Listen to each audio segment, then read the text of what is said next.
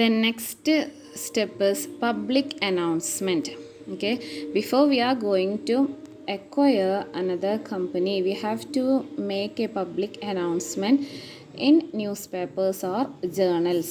Okay, it is to be made to the it is to be made for the information of the public. Okay, പബ്ലിക്കിനെ journal വഴിയോ news paper വഴിയോ എന്ത് ചെയ്യേണ്ടതാണ്, അറിയിക്കേണ്ടതാണ്. Okay, public announcement is to be made and in the public announcement offer price is to be mentioned. Okay, number of shares to be acquired from the public is to be mentioned. Then identity of the acquirer, purpose, future plans, period within which offer would be completed. These all details have to be mentioned in the public announcement. Okay, offer price, on what price the shares are acquiring, that is the offer price or bid price. Okay, then number of shares, എത്ര shares ആണ് purchase ചെയ്യുന്നത്, എത്ര percent of shares, 50% or 51% or 60%, 70%, or number of shares to be acquired. Then number of shares to be acquired from the public offer എത്ര ഉണ്ടായിരിക്കും. Then identity of the എക്വയറർ, ആരാണ് എടുക്കുന്നത്, അതിൻ്റെ main purpose എന്താണ്, future plans എന്താണ്, then ഈ offer എത്ര കാലത്തേക്കാണ് ഉണ്ടായിരിക്കുക. പബ്ലിക് അനൗൺസ്മെൻറ്റ് എന്ന് പറയുന്നത് എക്വയർ ചെയ്യുന്നതിന് മുൻപ് കൊടുക്കുന്നതാണ് അല്ലേ. അപ്പോൾ അവരൊരു ഓഫർ വെക്കുകയാണ്, പിന്നെ കമ്പനി എക്വയർ ചെയ്യാമെന്ന് എന്നുള്ളൊരു ഓഫർ വെക്കുകയാണ്. So the validity of this offer that is also to be mentioned in the public announcement. Okay, then ഈ public announcement should be in the English language and it is to be in vernacular language. Vernacular language means എന്താ, റെഗുലറായിട്ട് അവർ ആ സൊസൈറ്റിയിൽ അല്ലെങ്കിൽ ആ ഒരു particular റീജിയനിൽ റെഗുലറായിട്ട് അവർ യൂസ് ചെയ്യുന്ന ലാംഗ്വേജ് എന്താണോ ആ ഓർഡിനറി പീപ്പിൾ യൂസ് ചെയ്യുന്ന ലാംഗ്വേജിനെയാണ് ഇവിടെ വെർണക്കുലർ ലാംഗ്വേജ് എന്ന് പറയുന്നത് കേട്ടോ. Then next is then offer must be for not less than 20% of shares. 20% of shares minimum അവർ എടുത്തിട്ടുണ്ടായിരിക്കണം. ഓക്കെ, അതിലും കുറയാനായിട്ട് പാടില്ല. Okay, then next is no misleading information. Public announcement നമ്മൾ കൊടുക്കുമ്പോൾ in related to public announcement of acquisition of shares അതിലൊരു misleading informations ഒന്നും തന്നെ ഉണ്ടായിരിക്കരുത്. എന്താണോ ക്ലിയർ ആയിട്ടുള്ള information that is to be given to the public. Okay, എന്താണോ information, കറക്റ്റായിട്ടുള്ള ഇൻഫോർമേഷൻ അതായിരിക്കണം പബ്ലിക് ഇൻഫോർമേഷനിൽ മെൻഷൻ ചെയ്യാനായിട്ട്. Okay, then next is timing of the public announcement of offer. Timing of the public announcement of offer in case of direct acquisition. Direct acquisitionൻ്റെ കേസിലാണ് എന്നുണ്ടെങ്കിൽ public announcement is to be made within 4 working days of entering into an agreement to acquire the shares. Shares acquire ചെയ്യാൻ തീരുമാനിച്ചിട്ട് അവരൊരു agreement form ചെയ്തിട്ടുണ്ട് എന്നുണ്ടെങ്കിൽ then within 4 working days entry ചെയ്ത് കഴിഞ്ഞിട്ട് within 4 working days public announcement ചെയ്യേണ്ടതാണ്. That is in case of direct acquisition.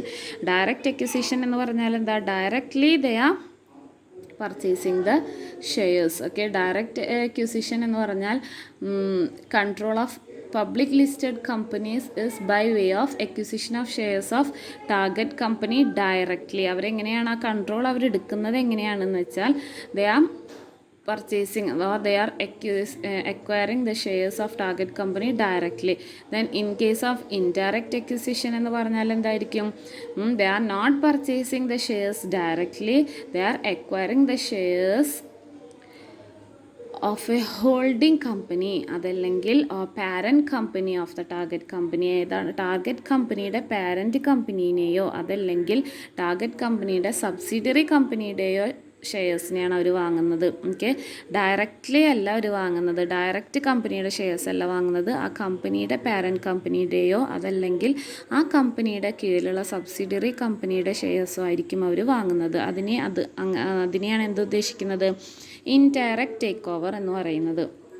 Okay, direct ആ target കമ്പനിയിൽ തന്നെ ഡയറക്റ്റ്ലി പർച്ചേസ് ചെയ്യുന്നെങ്കിൽ ആണ് അതിന് ഡയറക്റ്റ് അക്വിസിഷൻ എന്ന് പറയുന്നത്. So in case of direct acquisition public announcement is to be made within 4 working days of entering into an agreement of acquisition. Okay, then in case of indirect takeover indirect takeover, public acquisition is to be made by the acquirer within 3 months of completion of acquisition. Indirect takeoverൻ്റെ കേസിലാണ് എന്നുണ്ടെങ്കിൽ നമുക്ക് എന്ത് ചെയ്താൽ മതി, acquisition കഴിഞ്ഞ് complete ചെയ്തതിന് ശേഷം നമുക്ക് വിത്തിൻ 3 മന്ത്സിൻ്റെ ഉള്ളിൽ 3 മന്ത്സ് ആവുന്നതിന് മുൻപായിട്ട് പബ്ലിക് അനൗൺസ് ചെയ്താൽ മതി. But in case of direct acquisition ആണ് എന്നുണ്ടെങ്കിൽ we have to give public announcement within 4 working days. Okay, then next procedure is escrow account. Okay, escrow account എന്ന് പറയുന്നത് in order to secure the transaction, നമ്മുടെ transaction secure ചെയ്യാനായിട്ട് നമ്മളൊരു escrow account എന്ന് പറഞ്ഞിട്ടൊരു account നമ്മളവിടെ ക്രിയേറ്റ് ചെയ്യണം. Okay, ഇവിടെ എന്താണെന്ന് വെച്ചാൽ it is a use of third party which hold the fund or asset before they are transferred from one party to another. Okay, ഇവിടെ നമ്മൾ എങ്ങനെയാണെന്ന് വെച്ചാൽ ഇവിടെ acquiring company is purchasing the shares of target company അല്ലേ. So acquiring company have to pay huge amount or the offer price to the ആർക്ക് കൊടുക്കണം, target കമ്പനിക്ക് കൊടുക്കണം അല്ലേ. എങ്കിൽ മാത്രമാണ് ആ കൺട്രോൾ കംപ്ലീറ്റ് കിട്ടുള്ളൂ അല്ലേ. അപ്പോൾ ഈ കമ്പനി കൊടുക്കും എന്നുള്ളതൊരു സെക്യൂർ ചെയ്യാനായിട്ട്, ആ ഒരു ട്രാൻസാക്ഷൻ സെക്യൂർ ചെയ്യാനായിട്ടാണ് ഇവിടെ ഒരു എസ്ക്രോ അക്കൗണ്ട് എന്ന് പറഞ്ഞിട്ടൊരു അക്കൗണ്ട് ഇവിടെ ഓപ്പൺ ചെയ്യുന്നത്. Okay, that then this amount will be deposited in that escrow account. Okay, acquiring company will deposit the amount in the escrow account.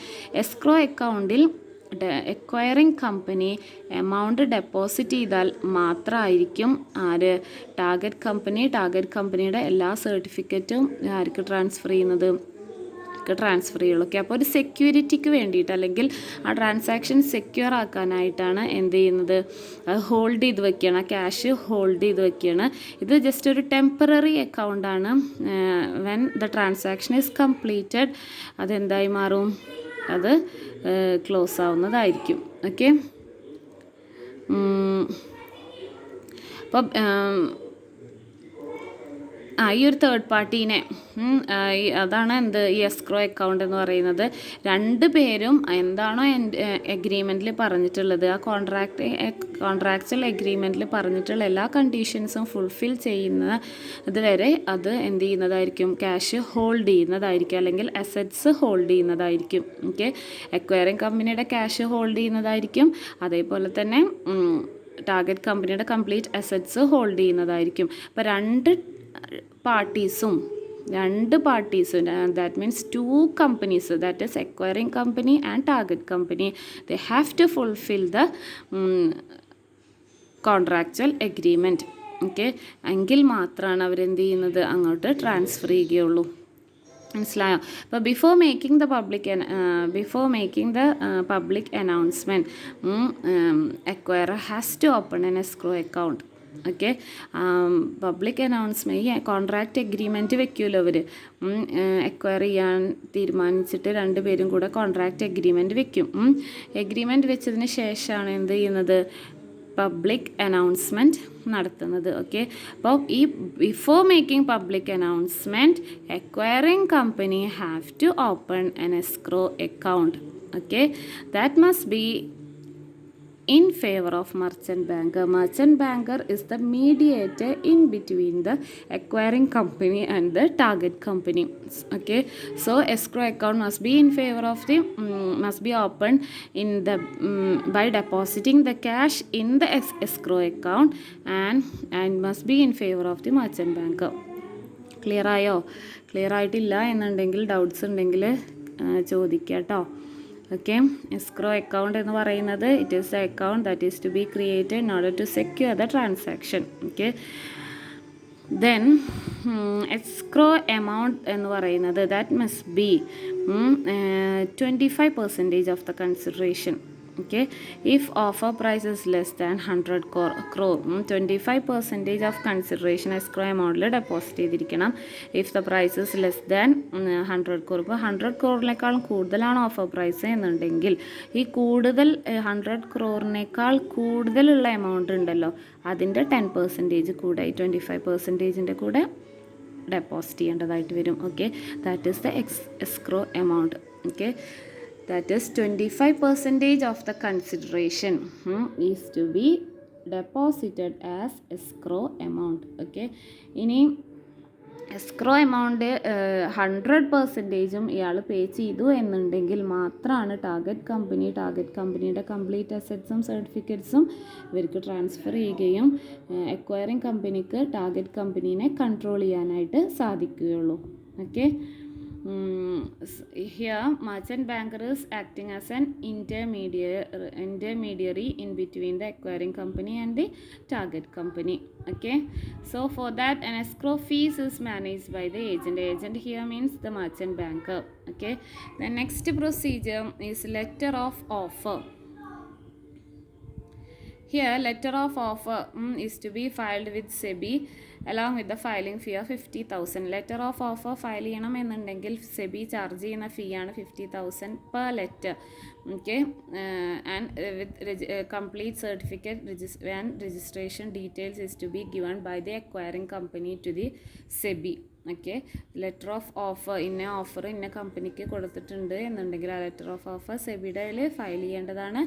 And while filing fee is to be paid, that is ₹50,000. And this letter of offer is to be dispatched to the shareholders before 21 days from its submission. Okay, സെബിക്ക് submit ചെയ്യുന്നതിന് മുൻപായിട്ട് ആദ്യം ഇത് ഷെയർ ഹോൾഡേഴ്സിന് submit ചെയ്യേണ്ടതാണ്. Then after that only it is to be submitted to the SEBI. Okay, and then after public announcement within 14 days it is to be filed with SEBI. Okay, അപ്പോൾ ആദ്യം എന്താണ് നോക്കേണ്ടത്? ലെറ്റർ ഓഫ് ഓഫർ ഫയൽ ചെയ്യണം, that is to be filed with SEBI and has a filing fee of 50,000. Then along with registration details, certificates, they have to give the letter of offer, file the letter of offer with SEBI, and before submitting to SEBI it is to be dispatched to the shareholders before 21 days from its submission. Then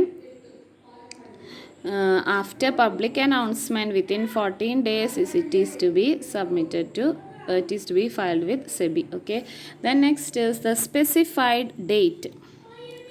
Specified date here means public announcement have to mention the date for determining the name of shareholders to whom the letter of offer should be sent. ആർക്കൊക്കെ ഏതൊക്കെ ഷെയർഹോൾഡേഴ്സിനാണ് send ചെയ്യേണ്ടത് എന്ന് അതിനെക്കുറിച്ചുള്ളൊരു complete details ആർക്ക് കൊടുക്കേണ്ടതാണ്? ആ ഒരു particular ഡേറ്റിൽ acquiring കമ്പനിക്ക് കൊടുക്കേണ്ടതാണ്.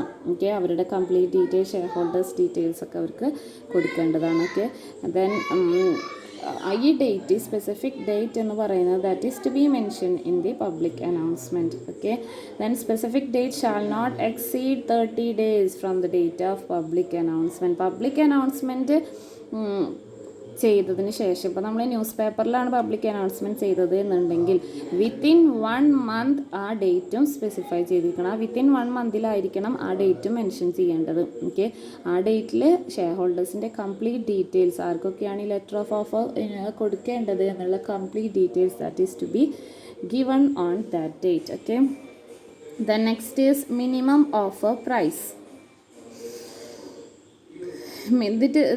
Minimum offer price. Letter of offer must contain the minimum offer price.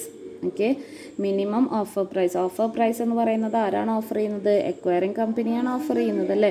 അപ്പോൾ before fixing the minimum offer price acquirer എന്തൊക്കെ കാര്യങ്ങളാണ് കൺസിഡർ ചെയ്യേണ്ടത്? First is negotiated price. Acquire ചെയ്യുന്നതിന് മുൻപ് തന്നെ ടാർഗറ്റ് കമ്പനീനായിട്ട് നമ്മളൊന്ന് നെഗോഷിയേറ്റ് ചെയ്തിട്ടുണ്ടായിരിക്കും അല്ലേ? എത്രയാണ് അവർ എക്സ്പെക്റ്റ് ചെയ്യുന്നത്, എത്രയാണ് നമ്മൾ കൊടുക്കാനായിട്ട് വില്ലിങ് ആയിട്ടുള്ളത്. അങ്ങനെ ഒരു നെഗോഷിയേറ്റഡ് പ്രൈസ് അവർ ഫിക്സ് ചെയ്തിട്ടുണ്ടായിരിക്കും. ആ നെഗോഷിയേറ്റഡ് പ്രൈസ് ഉണ്ടായിരിക്കണം. Then the highest price paid by the acquirer for acquisition of shares. Acquirer highest price എത്ര വരെ കൊടുക്കാനായിട്ട് വില്ലിങ് ആണ്? ഓക്കെ, അത് അലോട്ട്മെൻറ്റ് കേസിലാണെങ്കിൽ, റൈറ്റ് ഷെയർസിൻ്റെ കേസിലാണെങ്കിലും, പ്രിഫറൻഷ്യൽ ഷെയർസിൻ്റെ കേസിലാണെങ്കിലും, ഏതാണ് അലോട്ട്മെൻറ്റ് കേസിലാണെങ്കിലും, റൈറ്റ് ഷെയർസിൻ്റെ കേസിലാണെങ്കിലും, പ്രിഫറൻസ് ഷെയർസിൻ്റെ കേസിലാണെങ്കിലും, ഈ 3 കേസ് എടുത്ത് whichever is higher during the 26 weeks prior to public announcement. Public announcement നടന്നതിന് തൊട്ട് മുൻപായിട്ടുള്ള 26 വീക്സ് 26 ആഴ്ചകൾക്ക് ഉള്ളിൽ എത്രയാണ് അലോട്ട്മെൻറ്റിനും അതേപോലെ റൈറ്റ് ഷെയർസ് ഇഷ്യൂ ചെയ്യുമ്പോഴും അതേപോലെ പ്രിഫറൻസ് ഷെയർസ് ഇഷ്യൂ ചെയ്യുമ്പോഴും ഹയസ്റ്റ് പ്രൈസ് എക്വയറർ കൊടുക്കാനായിട്ട് വില്ലിങ് ആയിട്ടുള്ളത് ആ ഹയസ്റ്റ് പ്രൈസ് അതിൽ ലെറ്റർ ഓഫ് ഓഫറിൽ മെൻഷൻ ചെയ്യേണ്ടതാണ്. ഓക്കെ, അതേപോലെ തന്നെ ഇപ്പോൾ ഈ ഷെയർസ് ഫ്രീക്വൻ്റ്ലി ട്രേഡ് ചെയ്യുന്നൊരു ഷെയർസാണ് എന്നുണ്ടെങ്കിൽ, ഫ്രീക്വൻ്റ്ലി ട്രേഡ് ചെയ്യുന്ന ഷെയർസ് ആണെങ്കിൽ എന്താ എപ്പോഴും വേരിയേഷൻസ് ഉണ്ടായിരിക്കും അല്ലേ. അപ്പോൾ നമ്മൾ എന്താ എടുക്കേണ്ടത്? Average weekly high and low price of shares of target companies to be taken. Okay, average weekly high and low, ഓരോ വീക്കിലും ഹൈ എത്രയാണ്, ഹൈ പ്രൈസ് എത്ര വന്നിട്ടുണ്ട്, ഓരോ വീക്കിലും ലോ പ്രൈസ് എത്രയാണ് വന്നിട്ടുള്ളത്. ഓക്കെ, അതിൻ്റെ ഒരു ആവറേജ് ആണ് we have to consider while fixing the minimum offer price. Okay, then in case it is not traded frequently, അങ്ങനെയാണ് എന്നുണ്ടെങ്കിൽ നമ്മൾ എന്താ പ്രൈസ് എങ്ങനെ ഫിക്സ് ചെയ്യുക? ബുക്ക് വാല്യൂ, അതിൻ്റെ EPS, അതേപോലെ റിട്ടേൺ, ഇതൊക്കെ കൺസിഡർ ചെയ്തിട്ടായിരിക്കും നമ്മൾ മിനിമം ഓഫ് പ്രൈസ് ഫിക്സ് ചെയ്യുന്നത്. Okay, then next procedure is minimum public offer. Minimum public offer means എന്താണ്? The minimum shares that is to be offered to the public, and it must not be less than 20% of the voting capital. 20%ലും കുറയാനായിട്ട് പാടില്ല. Okay, minimum 20% ഉണ്ടായിരിക്കണം. Less than 20% ആയിരിക്കാൻ പാടില്ല. Voting ക്യാപിറ്റലിൻ്റെ 20% that is to be offered to the public. Okay, then next is obligation of the acquirer. എന്തൊക്കെ obligation ആണ് എക്വയറർക്കുള്ളത്? എക്വയറർ എന്ന് പറഞ്ഞാൽ ആരാണ്? the company who purchases the shares of the target company. ആരാണോ പർച്ചേസർ അയാളെയാണ് എക്വയറർ എന്ന് പറയുന്നത്. so here the obligation of the acquirer, here public announcement is to be made by the acquirer only when he can implement the offer. ഇയാൾക്ക് പറ്റുന്ന offer ഇയാൾ എന്ത് ചെയ്യാൻ പാടുള്ളൂ? Public അനൗൺസ്മെൻറ്റിൽ mention ചെയ്യാനായിട്ട് പാടുള്ളൂ. ഓക്കെ, പബ്ലിക് അനൗൺസ്മെൻറ്റിൽ പറഞ്ഞ പ്രകാരം തന്നെ ഇയാളത് എന്ത് ചെയ്യേണ്ടതാണ്? ഇംപ്ലിമെൻറ്റ് ചെയ്യേണ്ടതാണ്. Okay, once he deposit 100% of the consideration in the escrow account. ഇയാൾ എസ്ക്രോ അക്കൗണ്ടിൽ കംപ്ലീറ്റ് എമൗണ്ട് ടാർഗറ്റ് കമ്പനീനോട് എന്താണോ ഓഫർ ചെയ്തത്, ടാർഗറ്റ് കമ്പനീനോട് ഓഫർ ചെയ്തിട്ടുള്ള 100% consideration if he deposit in the escrow account, then he is entitled to be appointed on the board of the target company. Okay, when he pays the full amount as mentioned by the target company or offered to the target company, then when he deposit the full amount or 100% of the consideration, then he can get the complete control of the target company and he will be appointed on the board of the target company after 21 days of public announcement. Okay, public announcement ശേഷം within after 21 ഡേയ്സിന് ശേഷം ഇയാൾ full amount escrow എമൗണ്ടിൽ target കമ്പനിക്ക് കൊടുക്കാം എന്ന് specify ചെയ്തിട്ടുള്ള complete എമൗണ്ടും ഇയാൾ എസ്ക്രോ അക്കൗണ്ടിൽ ഡെപ്പോസിറ്റ് ചെയ്യുകയാണ് എന്നുണ്ടെങ്കിൽ ടാർഗറ്റ് കമ്പനി അവരുടെ എല്ലാ അസറ്റ്സും ഇവർക്ക് ഹാൻഡ് ഓവർ ചെയ്യുന്നതായിരിക്കും. പിന്നെ അക്വയറിങ് കമ്പനിക്കായിരിക്കും അവിടുത്തെ കംപ്ലീറ്റ് കൺട്രോളും ഉണ്ടായിരിക്കുക. Okay, the next is obligation of board of target company and merchant bank. ഇനി ടാർഗറ്റ് കമ്പനിക്കുള്ള ഒബ്ലിഗേഷൻ എന്താണ്, അതേപോലെ മർച്ചൻറ്റ് ബാങ്കർക്കുള്ള ഒബ്ലിഗേഷൻ എന്താണ്? ഇവിടെ after public announcement of offer, public അനൗൺസ്മെൻറ്റിന് ശേഷം ടാർഗറ്റ് കമ്പനിയുടെ ബോർഡ് ഓഫ് ഡയറക്ടേഴ്സ് അവരുടെ ഷെയർസ് വിൽക്കാനോ അതല്ലെങ്കിൽ ട്രാൻസ്ഫർ ചെയ്യാനോ അതല്ലെങ്കിൽ അസറ്റ്സ് ഡിസ്പോസ് ചെയ്യാനോ ഒന്നും തന്നെ പാടില്ല. കാരണം they had entered an agreement with the acquiring company അല്ലേ. എക്വയറിങ് കമ്പനീനായിട്ട് ഒരു എഗ്രിമെൻറ്റ് ചെയ്തതിന് ശേഷമാണ് പബ്ലിക് അനൗൺസ്മെൻറ്റ് ചെയ്യുന്നത് അല്ലേ.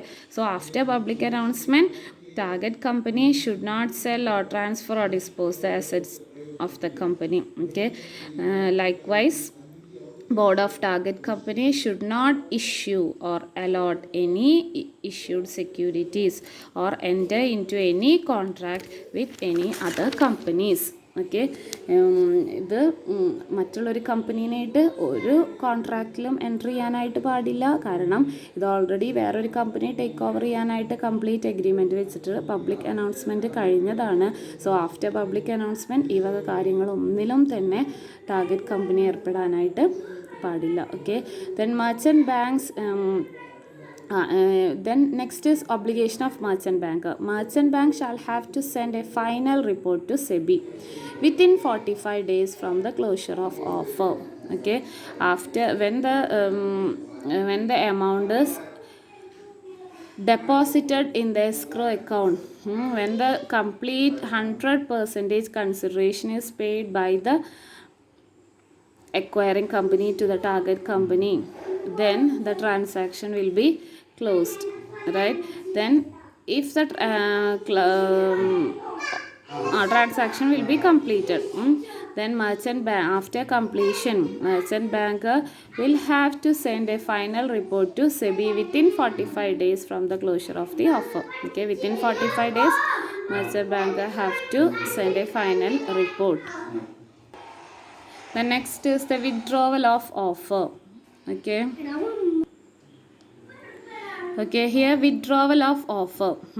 Here shareholders of the target company have the option to withdraw the acceptance given by him. If the shareholders of target company is not satisfied with the offer given by the acquiring company, then the shareholders of target company can withdraw from their acceptance. Withdraw from the acceptance given by him. Okay, target കമ്പനിയാണ് cell ചെയ്യുന്നത് അല്ലേ. അപ്പോൾ cell ചെയ്യുന്നതിൽ നിന്ന് അവർക്ക് എന്ത് ചെയ്യാം, withdraw ചെയ്യാവുന്നതാണ്. പക്ഷേ ഓഫർ ക്ലോസ് ചെയ്യുന്നതിന് 3 ദിവസം മുൻപെങ്കിലും ഇവരത് വിഡ്രോ ചെയ്യാണ് എന്നുള്ളത് അറിയിച്ചിരിക്കണം. Okay, they have to inform up to 3 working days prior to closure of the offer. Offer close ചെയ്യുന്നതിന് മുൻപായിട്ട് 3 working daysനും ഓഫർ ക്ലോസ് ചെയ്യുന്നതിന് മുൻപുള്ള 3 വർക്കിംഗ് ഡേയ്സിൻ്റെ ഉള്ളിൽ മുൻപുള്ള 3 വർക്കിംഗ് ഡേയ്സിൻ്റെ മുൻപായിട്ടെങ്കിലും അവരെന്ത് ചെയ്തിരിക്കണം, ഷെയർ ഹോൾഡേഴ്സ് വില്ലിങ് അല്ല എന്നുണ്ടെങ്കിൽ അത് അവർ എക്വയറിങ് കമ്പനീനെ അറിയിച്ചിരിക്കണം. Okay, but acquirer shall have no option to withdraw a public offer. എക്വയറർക്ക് യാതൊരു കാരണവശാലും എന്ത് ചെയ്യാൻ പാടില്ല, കൊടുത്ത ഓഫർ പിൻവലിക്കാനായിട്ട് പാടില്ല. ഓക്കെ, അതാണ് പറഞ്ഞത് acquirer company have to give the offer which he can implement. Okay, implement ചെയ്യാൻ പറ്റുന്ന ഓഫറാണ് ഇയാൾ കൊടുക്കാനായിട്ട് പാടുള്ളൂ. ഇയാൾക്ക് യാതൊരു ഓപ്ഷനും ഇല്ല പബ്ലിക് ഓഫർ വിഡ്രോ ചെയ്യാനായിട്ടുള്ള യാതൊരു ഓപ്ഷനുമില്ല. അൺലെസ് സർട്ടൈൻ എക്സെപ്ഷൻസ് ഉണ്ട്. ദാറ്റ് ഈസ് സ്റ്റാറ്റ്യൂട്ടറി അപ്രൂവൽ ഇല്ല എന്നുണ്ടെങ്കിൽ അത് അയാൾക്ക് എന്ത് ചെയ്യാം, വിഡ്രോ ചെയ്യാം. കാരണം എല്ലാ റൂൾസും നമ്മൾ ഫോളോ ചെയ്തിരിക്കണം. അതേപോലെ തന്നെ വെൻ എക്വയറർ ഡൈഡ്, ഇയാൾ ജീവിച്ചിരിപ്പില്ല എന്നുണ്ടെങ്കിൽ നമുക്ക് അത് എന്ത് ചെയ്യാൻ പറ്റില്ല, എക്വയർ ചെയ്യാൻ പറ്റില്ല. Okay, then third exception is withdrawal.